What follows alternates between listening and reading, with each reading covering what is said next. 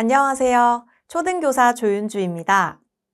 혹시 디지털 네이티브라는 단어 들어보셨나요? 디지털 네이티브란 태어날 때부터 디지털 환경에 노출되어 자란 세대를 일컫는 말입니다. 우리 아이들은 스마트폰, 태블릿 PC, 컴퓨터가 일상생활의 일부인 세상에서 자랐습니다.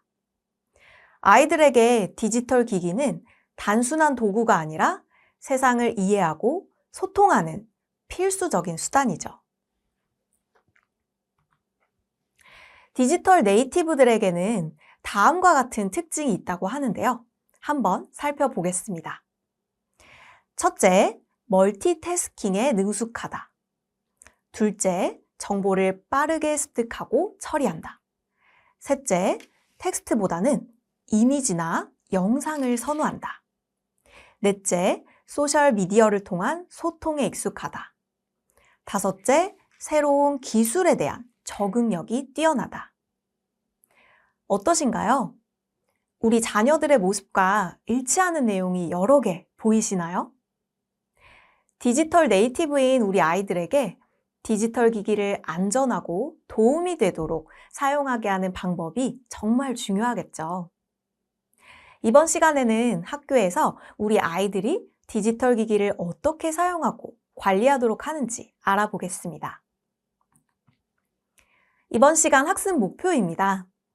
첫 번째는 서울시 교육청 디벗 정책 사업에 대해 안내 드리겠습니다. 두 번째는 디벗으로 할 수 있는 다양한 학습 사례를 공유하겠습니다. 마지막으로 세 번째에는 디벗 사용 관리를 위한 관리 프로그램을 소개하겠습니다. 학습 내용에서도 디벗 정책 사업과 디벗을 활용한 다양한 수업 사례, 그리고 관리 프로그램에 대해 안내하겠습니다.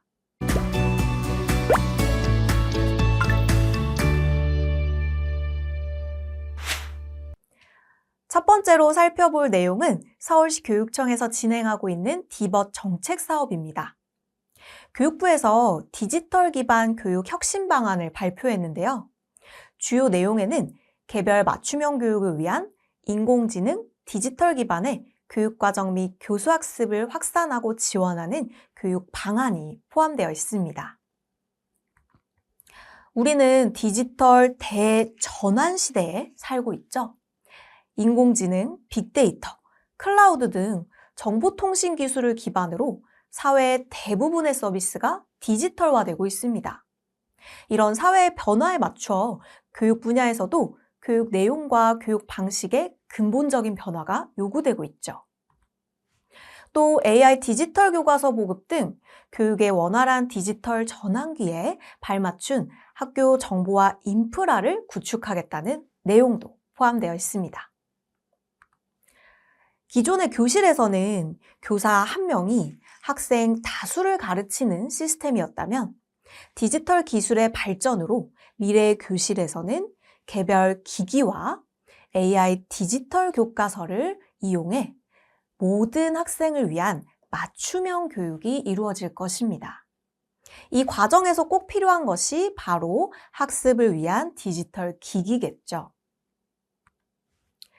이를 위해 디벗이라는 정책이 나왔는데요. 디벗은 어떤 의미일까요? 바로 디지털 벗의 줄임말입니다. 스마트 기기가 나의 디지털 학습 친구다 라는 의미를 담고 있는데요. 단순히 디지털 친구가 아니라 디지털 학습 친구라는 데 중요성이 있습니다. 그럼 디벗의 특징에 대해 좀 더 살펴보겠습니다. 첫 번째로 디벗은 학교 소유의 학습 도구로 교실에 충전함을 두고 보관합니다. 그리고 교육활동 중에 필요한 경우 사용하게 되죠. 즉, 학생들이 즉흥적으로 원할 때 영상을 보거나 웹툰을 보는 취미용으로 사용하는 기기가 아니라 교사의 지도 하에 학습용으로 수업 시간에 사용하는 기기인 것입니다. 둘째, 수업 중 다양한 창작 활동, 코딩 활동, AI 디지털 교과서 수업 등에 적절히 활용됩니다. 특히 디벗이 보급될 때에는 학교에서 선택한 기기에 따라 이 키보드나 전자펜이 추가로 보급이 되는데요. 이를 활용해서 정보를 검색하거나 손필기를 하거나 그림 그리기 등의 활동들을 할 수 있죠.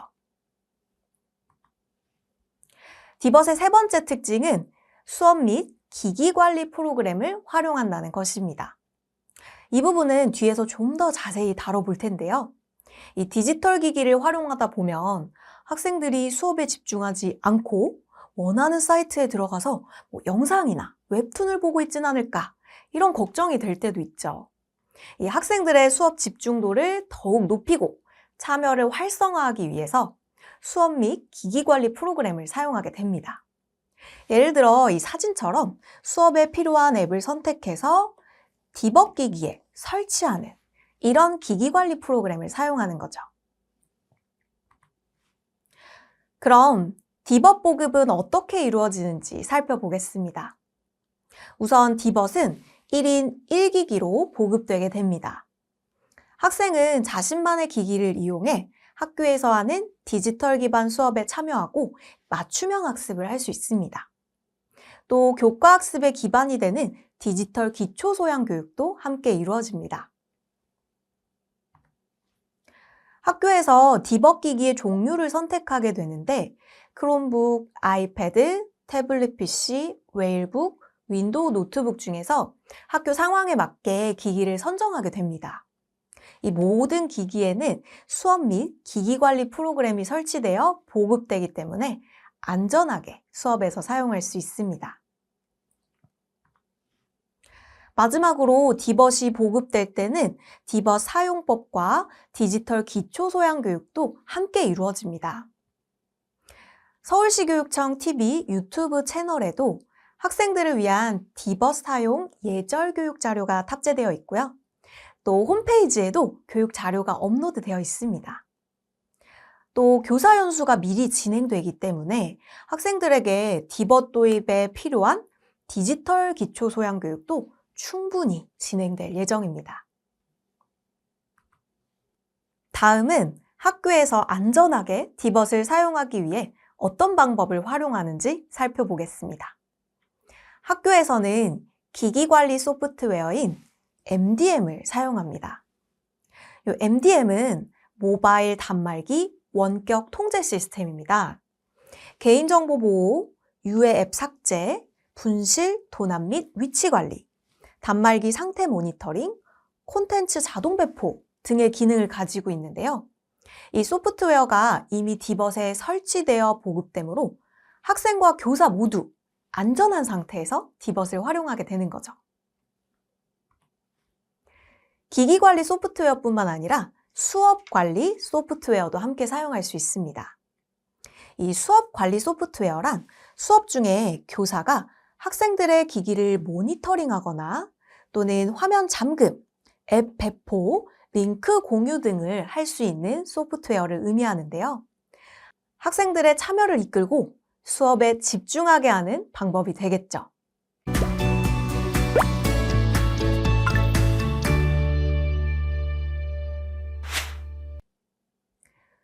그럼 지금부터는 디벗으로 할 수 있는 다양한 학습 사례를 소개하겠습니다. 디벗으로는 다양한 디지털 기반 수업을 할 수 있는데요. 첫 번째로는 학습한 내용을 스스로 정리하는 그런 활동을 할 수 있습니다.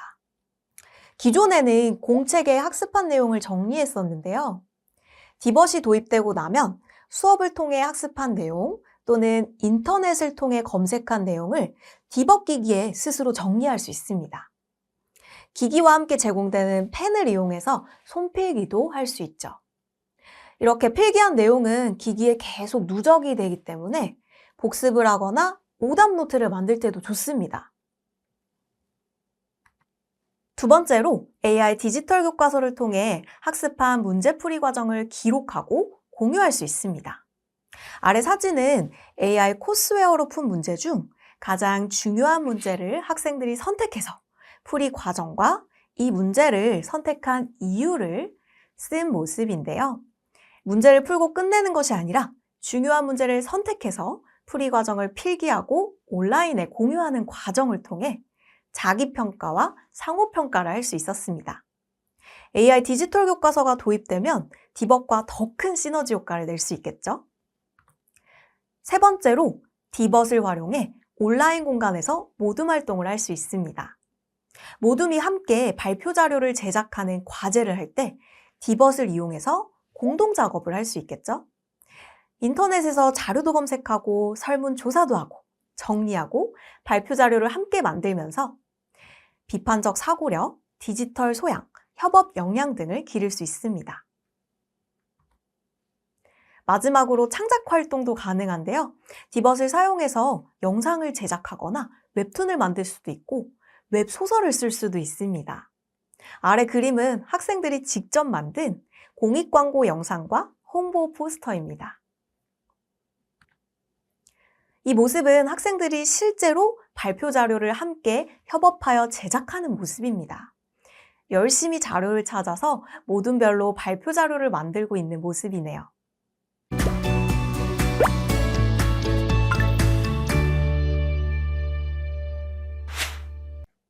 그럼 이제 디벗 사용 관리를 위한 관리 프로그램의 실제 사용 모습을 좀 살펴보겠습니다. 디벗이 학교에 도입될 때 이 관리가 정말 중요합니다. 개인적으로 사용하는 기기가 아니라 교육적으로 사용하는 기기이기 때문에 학교 계정으로만 로그인이 되도록 설정할 수 있습니다. 또 디벗 기기가 분실될 우려도 있는데요. 이때는 교사가 기기 잠금 기능을 세팅해서 기기를 발견한 사람이 개인적 용도로 사용할 수 없게끔 세팅을 할 수 있습니다. 또한 수업에 필요한 앱만 선별해서 배포할 수 있습니다. 앱스토어에서 학생들이 원하는 게임을 다운로드할 수 없고 교사가 수업에 필요한 앱만 선별해서 기기에 다운로드 시킬 수 있죠. 또 필요하지 않은 사이트는 차단을 할 수 있습니다. 웹툰, 성인 사이트, 불법 사이트 등은 미리 차단을 해놓으면 되겠죠. 다음은 수업관리 소프트웨어 사용법입니다. 수업관리 소프트웨어의 핵심은 교사가 화면을 학생에게 공유해주고 학생의 화면은 또 교사에게 공유해줄 수 있다. 바로 이것인데요. 교사가 수업 중에 꼭 전달해야 할 내용이 있는 경우에는 학생 화면 잠그기 기능을 사용하기도 합니다. 또 수업관리 소프트웨어에서도 수업에 필요 없는 사이트는 차단을 할 수 있습니다. SNS나 OTT 등의 플랫폼은 미리 차단을 해놓으면 좋겠죠. 실제 수업에서는 어떻게 사용되는지 한번 살펴보겠습니다. 우선 포커스 타임을 시작하면 교사의 빈 화면이 나오게 되고요. 밑으로는 학생들의 화면이 나오게 됩니다. 이렇게 학생들의 화면이 교사의 화면에 모두 나오기 때문에 학생들이 수업 시간에 무엇을 하고 있는지 바로바로 파악할 수 있는 거죠. 학생의 이름을 선택하면 이렇게 학생의 화면이 크게 나오게 됩니다. 학생들이 좀 더 수업에 열심히 참여하고 또 수업 내용을 잘 따라오고 있는지 교사가 확인할 수 있다는 장점이 있습니다. 이처럼 디벗 기기를 더욱 안전하고 교육적인 환경에서 사용할 수 있도록 다양한 기기 관리 방법이 마련되어 있는데요. 이러한 방법을 통해 학생들의 수업 몰입도를 증가시키고 자연스럽게 기기 사용 시간도 관리할 수 있습니다.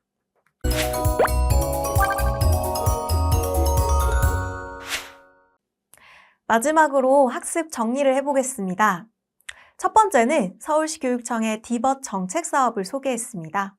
학생들은 이제 1인 1기기로 AI 디지털 교과서나 디지털 기반 수업을 할 수 있게 되었습니다. 1인 1기기가 보급되면서 수업 및 기기 관리 프로그램을 활용해 안전하고 교육적으로 디벗을 활용할 수 있게 되었습니다. 두 번째로 디벗으로 할 수 있는 다양한 학습 사례를 소개했는데요. 학습한 내용을 디벗 기기에 스스로 필기하거나 또는 온라인 공간에서 협업을 하는 그런 수업 사례를 살펴보았죠. 마지막으로는 디버 사용 관리를 위한 관리 프로그램을 보았는데요. 이 기기 관리 프로그램을 통해서 학습 용도로 기기를 사용할 수 있다는 걸 살펴보았습니다. 또 수업 관리 소프트웨어를 통해 교사가 학생들의 화면을 관리할 수 있다는 것도 살펴보았습니다. 마지막으로 수업 관리 소프트웨어를 통해 교사가 학생들의 화면을 관리할 수 있다는 내용까지 살펴보았습니다. 이번 연수는 여기서 마무리하도록 하겠습니다. 감사합니다.